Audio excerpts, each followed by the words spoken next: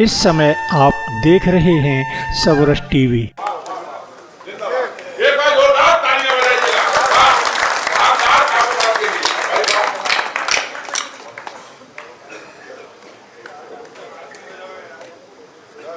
मन से सुना है, आपका आभार प्रकट करता हूँ। आइए मैं शुरुआत करता हूँ कि ये वक्त जागरण का है, आराम का नहीं। बस आराम से मत दे दीजिएगा, थोड़ा सा रहेंगे मैं तो आपको मैं ले आऊंगा धीरे धीरे। ये वक्त बीच में एक बहुत प्यारा सा बच्चा रो रहा है। मेरा इसके पिता से निवेदन है कि आप चुप मत कराइए, महिलाओं को दीजिए, क्योंकि भाभी जी ठानेंगी तो ये कि आपको भी चुप होना पड़ेगा। चुप करा दीजिएगा, बहुत प्यारे बच्चे सुनेगा कि ये वक्त जागरण का है, आराम का नहीं। जिस दिल में भी सम्मान तेरे नाम का नहीं, उन लोगों के इस देश में रहने से लाभ क्या, उन लोगों के इस देश में रहने से लाभ क्या, जो राम का नहीं वो किसी काम का नहीं। कैसे बदतमीज लोग आए देश में जो कहते हैं कि राम हुए कि नहीं हुए। हलेना वालों, एक शहर है यूनान, मैं पहली बार गया था यूनान, वहां एक शहर है मैसिडोनिया, वहां विश्व विजेता सिकंदर की मूर्ति है 30 फुट ऊंची। मैंने किसी से पूछा कि ये वीर क्यों, उसने कहा कि ये वीर जिसने दुनिया को जीता, जो दुनिया में सब जीते वो वीर कहलाते हैं। मैं टिप्पणी पढ़ रहा हूं, मुझे एक राम भक्त श्रोता की तालियां चाहिए। उसने कहा कि जो दुनिया में सब जीते वो वीर कहलाते हैं। मैंने कहा माना कि इस दुनिया में जो सब जीते वो वीर कहलाते हैं, लेकिन जो सब जीतते सब त्यागते और पिता की आज्ञा पर वनवास चले जाए वो मर्यादा पुरुषोत्तम रघुवीर कहलाते हैं। एक बदतमीज ने कह दिया कि राम हुए कि नहीं हुए। वो सुप्रीम कोर्ट राम के नाम पर प्रश्न उठाती है जो खुद रामनवमी के दिन बंद रहती है। ये इस मजाक है देश में। अब तक जो विषय हुआ नहीं है, मैं वो 4 पंक्तियां पढ़ रहा हूं। मुझे इन 4 पंक्तियों का आपने अच्छा सुना है, मैं आपसे कोई शिकायत नहीं कर रहा हूं, आप बढ़िया सुनते हैं, हास्य भी सुनते हैं, सब कुछ सुनते हैं। लेकिन अब मैं जिस तेवर को शुरू करना चाहता हूं, मैं 4 पंक्तियां पढ़ के प्रयास कर रहा हूं। इन पंक्तियों पर अगर एक व्यक्ति की हाथ उठाकर ताली मिल गई तो मैं रंग में होगा और मैं सीधे अपना गीत सुनाऊंगा। सुनिएगा कौन है इस देश में। मैं किसी धर्म के खिलाफ नहीं बोल रहा हूं, मैं अपने राम के लिए बोल रहा हूं कि सूर्य से सचेतन सनातन पे संशय हो, सावचेत रहो इंसाफ किया जाएगा। सूर्य से लोग राम पे प्रश्न उठाते हैं, कौन है हमारे राम। कठिन होता है कर्मों से निकट निष्काम हो जाना। मेरी पंक्तियां देश की बहुत सारी छोटी कविताएं बोलती है। आजकल लोग मुझे वायरल कवियों, आप लोग मुझे ध्यान से सुनिए, आजकल लोग मुझे बड़ा ध्यान से सुनते हैं कि क्या पता कौन सी कविता फंस जाए। कविता बहुत सारी कविताएं बोलती है, लेकिन मैं आपको सुनाता हूं कौन है हमारे राम। कठिन होता है कर्मों से निपट निष्काम हो जाना, धनुष और धैर्य दोनों धार कर सुखधाम हो जाना, और उसे तजना पड़े जिसके लिए सागर भी लांघा हो, नहीं आसान है जग में प्रभु श्री राम हो जाना। कि सूर्य से सचेतन सनातन पे संशय हो, कहां बैठे सनातन धर्म को मानने वाले, आपकी तालियों से पता चलेगा। सूर्य से सचेतन सनातन पे संशय हो, सावचेत रहो इंसाफ किया जाएगा, और भारतीयता की भावना से जो भरे नहीं हो रुख अब उनके खिलाफ किया जाएगा। तो राम जी के मंदिर पे केस चलवाने वालों सोच भी न लेना, तुम्हें माफ किया जाएगा, और देश के विरुद्ध एक शब्द भी निकाला यदि सीधे बुलडोजर से साफ किया जाएगा। तालियां कमजोर है, जरा दोनों हाथ उठा के गड़गड़ाना कर दीजिए तालियों के बाद। सुनिए, आइए आपने अच्छा सुना, लेकिन आप थोड़े से सीरियस हो जाते हैं, ज्यादा तनाव में मत आइएगा।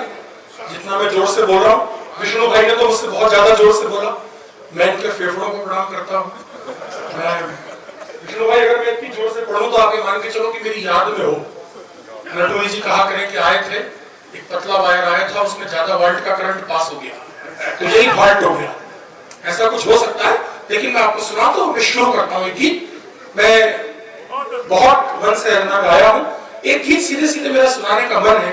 अगर आप मुझे तालियां बजाकर आदेशित करें तो मैं 1.5 मिनट का छोटा सा गीत शहीदों के लिए बना। बस आप थोड़ा रंग में रहिएगा, इस जीवन में तनाव किसी को नहीं पालना है। मैं तो पढ़ाता हूँ बच्चों को, बहुत मुश्किल काम है। मैंने एक दिन एक क्लास में बड़ा सामान्य प्रश्न कर दिया था कि ये लड़की में कौन सी की मात्रा लगेगी। तो एक बच्चे ने कहा कि सर लड़की बताओ।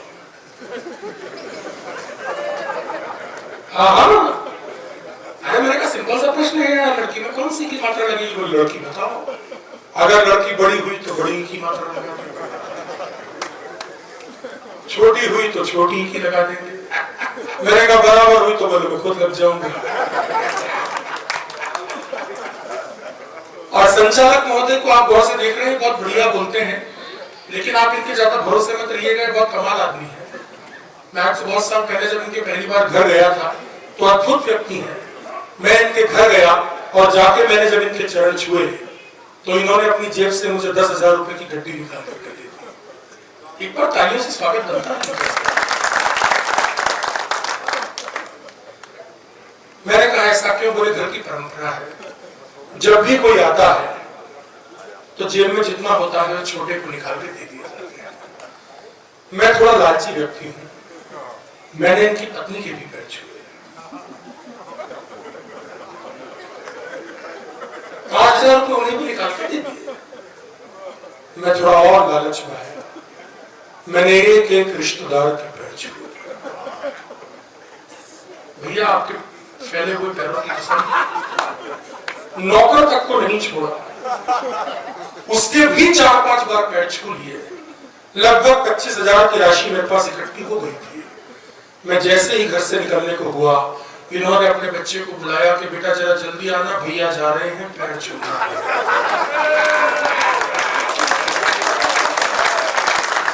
तो तालियां आप गलत जगह बजाते हो, बात तो आ रही है और उस पर जरा जोर से तालियां बजाइएगा।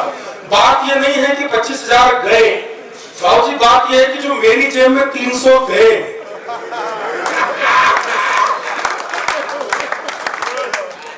ये तो जलवा है, ये मास्टरों का हो सकता है, क्योंकि मैं आपको बता दूं, एक तो मैं पढ़ाता हूं बच्चों को, और जितने भी सरकारी मास्टर हैं, कसम से कह रहा हूं मोहित भाई, इनकी तनख्वाह 1.5 लाख रुपए है, लेकिन उसके बावजूद आप आश्चर्य करोगे, ना तो इनके घर में मैंने आज तक कभी एक मेहमान आते हुए देखा और ना ही कभी मैंने एक मेहमान जाते हुए देखा। एक दिन तो मैंने कहा चलो हम तो फिर भी कोचिंग, तुम तो मैंने कहा सरकारी मास्टर हो, तुम थोड़ी शर्म करो यार, 1.5 लाख की तनख्वाह है, कम से कम चाय पे तो बुलाओ। तो एक आदमी के दिमाग में आया और उसने अपने तमाम सरकारी मास्टरों को चाय पे बुलाया, घर पे लेके गया। तो पत्नी ने कहा कि क्या हो गया, बोले चाय पिलानी है, दिमाग खराब है तुम्हारा, शक्कर ही नहीं है। ये उनकी स्थिति है जिनकी तनख्वाह 1.5 लाख रुपए है, बोले शक्कर ही नहीं है। सरकारी मास्टर ने कहा तो चिंता मत कर, तू तो चाय बना, बाकी मैं संभाल लूंगा। वो मासा उन सारी चायों को लेके अपने बाकी मास्टरों के पास में गए और उन्होंने कहा कि देखो भैया, इन सारी चाय में से कोई एक चाय फीकी है, वो जिसके हिस्से में आएगी कल सब उसके घर पे चाय पीने चले। सब चाय पी गए।